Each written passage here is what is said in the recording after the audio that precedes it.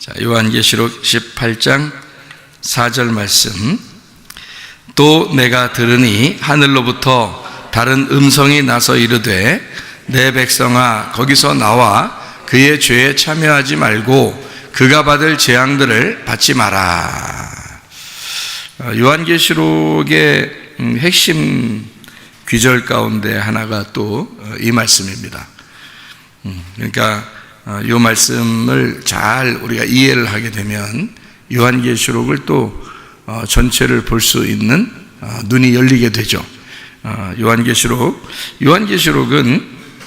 여러분이 잘 알듯이 이게 좀 열리는 책이다. 이래서 이 책을 우리가 알게 되면 성경 자체를 열게 되고, 성경 자체를 여는 것은 하나님께서 우리에게 주시고 싶어하는 하나님의 갈망이다.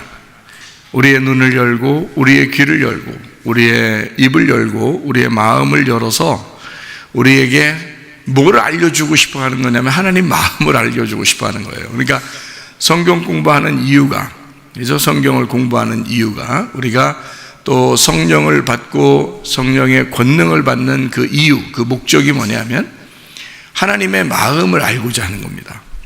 그러니까 하나님의 마음을 알게 되면 그 마음으로 우리가 살아가게 되는 거, 그게 이제 성경의 목적이 되는 거예요. 근데 우리는 하나님 마음을 알려고 하지 않고 성경을 한번 배워보자 이런 사람들도 있다는 거죠.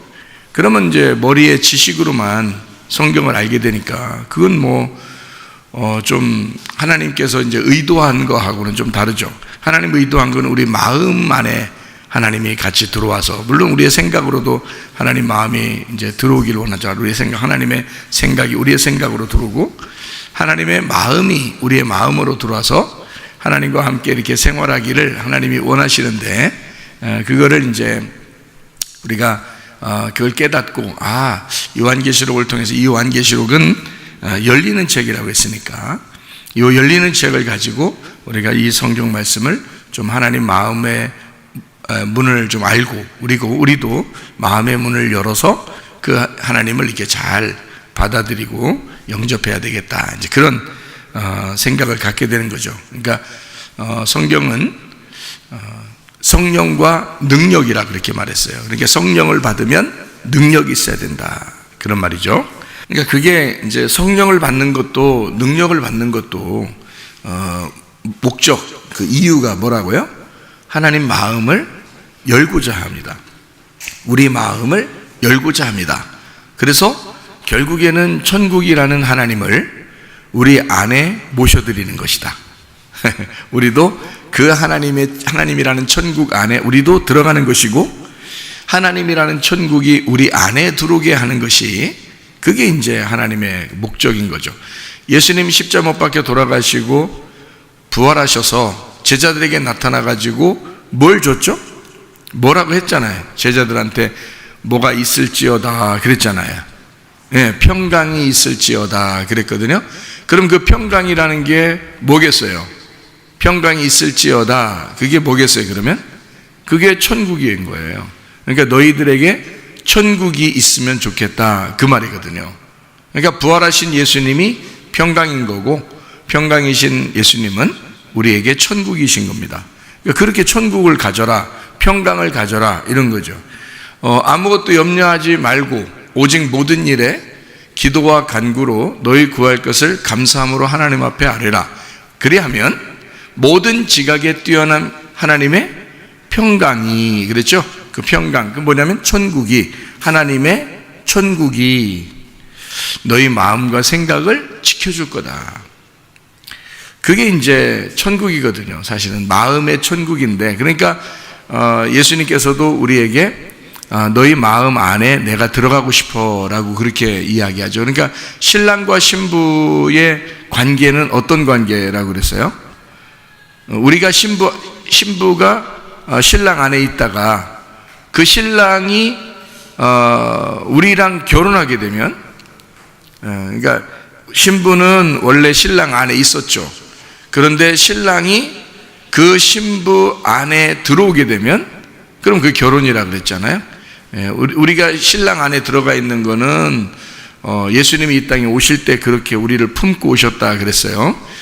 그리고서 이제 우리 보고 너희들이 나를 영접하겠느냐, 너희들 마음의 문을 열겠느냐, 내가 문 밖에 서서 두드리겠다. 그래서 네 마음을 열면 내가 들어가겠다 하는 것이 이제 결혼인 거죠.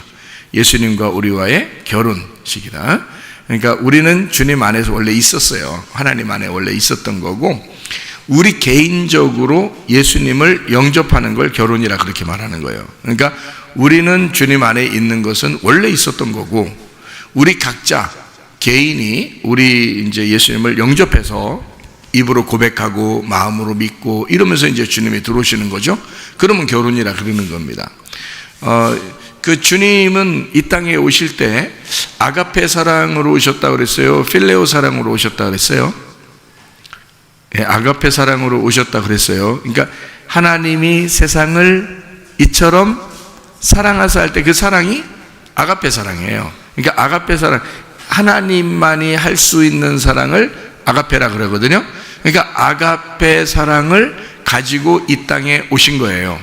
그러면 이 아가페 사랑을 가지고 오신 예수님이 우리 보고 무슨 사랑을 가지라 그래요? 네, 필레오 사랑을 가지라 그럽니다. 그러면서 예수님이 우리 보고 이제 뭐라, 너는 나의 필레오다 이렇게 했어요. 그러니까 너는 나의 사랑이라는 얘기인데, 그게 필레오라는 단어가 친구라는 단어가 되거든요. 그래서 너는 나의 친구라 이렇게 말했어요. 그러니까 사랑, 너는 나의 사랑이야, 너는 나의 친구야. 그러니까 원래는 우리는 하나님을 몰랐었는데 하나님이 이 땅에 오셔가지고 나를 위해 죽으셨어요. 그리고 내가 이제 그 예수님을 영접하게 됨으로써 예수님과 내가 친구가 되는 거죠. 친구가 된 그 사랑을 뭐라 그러면 필레오라 그러는 거예요. 그러니까 어떤 면에서는 아가페 사랑보다 훨씬 더 강력하고 좋은 사랑이죠. 왜 그러냐면 아가페 사랑은 혼자 우리에게 일방적으로 짝사랑한 것을 아가페 사랑이라 한다면, 필레오 사랑은 내 쪽에서 예수님을 영접함으로써 나와 하나님 사이가 같이 사랑하는 친구의 사랑을, 애인의 사랑을, 서로 부부의 사랑을 할 수 있는, 원래 부부의 사랑이라고 하는 성경에 나오는 부부들이, 신랑과 신부는, 신랑은 신부를 사랑하세요 이렇게 나오죠. 신부는 신랑을 어떻게 하라 그래요? 복종하세요 그렇게 나오죠. 이게 바뀌지 않아요. 왜 이렇게 되는 거냐면, 그거는 예수님하고 교회를 얘기하려고 하기 때문에 그렇다고 그랬죠. 그러니까 예수님은 항상 우리를 사랑하셨다 그렇기 때문에 신랑은 신부를 사랑하셨다 이렇게 나와서 아가페 사랑이라고 다 써 있어요. 그 사랑은, 그게 하나님의 사랑이에요. 신랑의 사랑.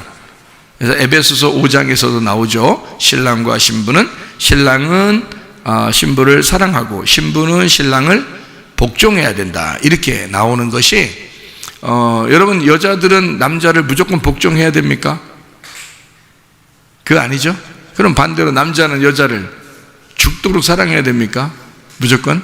그거 아니죠. 둘이 마음에 안 맞으면 어떻게 돼요? 그러면 이제 서로 이제 싸울 수도 있고 그러죠.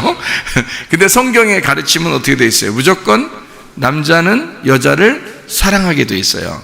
성경의 규칙은 여자는 남자를 무조건 복종하게 돼 있습니다. 왜 그렇게 규칙을 정해놓은 거냐면, 그건 아가페 사랑이라고 하는 하나님의 사랑을 설명하려고 했던 거기 때문에 그랬어요. 그럼 필레오 사랑은 어디에 나오는 사랑 같은 거예요? 다윗과 요나단이 사랑하는 것 같은 사랑. 요한복음 15장에 이제 예수님이 너희는 내가 너희를 친구라고 했다라고 할 때, 그런 친구 할 때 그 단어가 필레오라는 단어고요. 요한복음 21장에 예수님을 3번씩이나 부인하고 갈릴리 바닷가에서 고기 잡던 베드로에게 예수님이 나타나서 네가 나를 사랑하느냐 했을 때 베드로가 3번씩 똑같이 고백해서 내가 당신을 사랑합니다 라고 할 때 그 사랑은 필레오입니다. 친구, 내가 이제 드디어 당신과 친구가 뭔지를 알겠습니다 라는 그런 단어가 필레오라는 단어예요. 그러니까 어떤 단어가 훨씬 더 고상한 거라고요? 필레오가. 왜? 나한테는 그렇다는 거죠. 하나님 입장에서는 아가페라는 게 훨씬 더 고상한 사랑이죠. 아가페 사랑이. 왜냐하면 하나님은 내가 죄인인데도 내가 죄인이고 죽을 수밖에 없고 지옥에 갈 수밖에 없고 정말 보면 형편없는 우리들을 하나님이 일방적으로 짝사랑해서 이 땅에 내려와서 자기 목숨을 버려서 우리를 사랑해 준 사랑이니까 그 사랑은 정말 고상한 하나님의 사랑이죠. 독특하고 고상한 사랑인 거예요, 하나님의. 근데 이 땅에 있는 인간들은요, 그 사랑을 하기가 어려운 거예요. 그 사랑이 아니라 예수님과의 사랑에서는, 우리 입장에서는 필레오 사랑이 더 독특하고 고상한 사랑이라는 거죠. 왜냐하면 주님이 내 안에 들어오셨을 때 하는 그 아가페를 품고 서로 사랑하는 필레오, 이거를 베드로가 알았다는 거죠. 그래서 이 베드로의 사랑을 고백했을 때 예수님이 베드로 보고 너는 내 양을 돌보라, 내 양을 쳐라 그랬어요. 예수님이 하시고자 하는 일들을 베드로 보고 꼭 하라 그렇게 얘기했던 거예요. 같이 해라. 그러니까 예수님이 해야 될 걸 베드로가 해라. 그러니까 예수님과 베드로가 같다는 얘기죠. 예수님과 베드로가 같다는 얘기예요. 그렇게 사랑하는 것을 필레오 사랑이라 그렇게 말합니다. 그러니까 우리가 예수님 안에 들어가 있는 것은 아가페 사랑, 그렇죠? 내 안에 예수님이 들어오는 사랑은 필레오 사랑. 우리한테는 필레오 사랑이 독특하고 고상하다. 다시 말하면 예수님을 영접한, 성령의 영접함, 그러니까 성령을 받고 그리고 그 안에서 권능으로 살아가는 것을 우리로서는 그게 더 좋은 사랑인 거고요.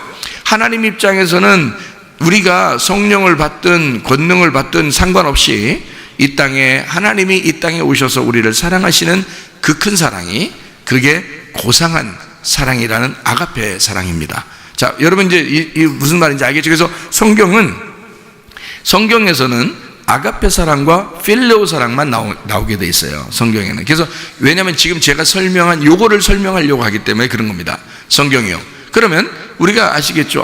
성경이라는 거는 우리에게 예수님이 이 땅에 오시는 그 사랑, 이거를 우리에게 전달하려고, 우리 알게 하려고 이 땅에 이제 성경을 쓴 거구나, 이걸 알 수 있죠. 왜냐하면 사랑이라는 단어를 인간 철학적으로도 여러 가지 단어로 소개할 수 있거든요.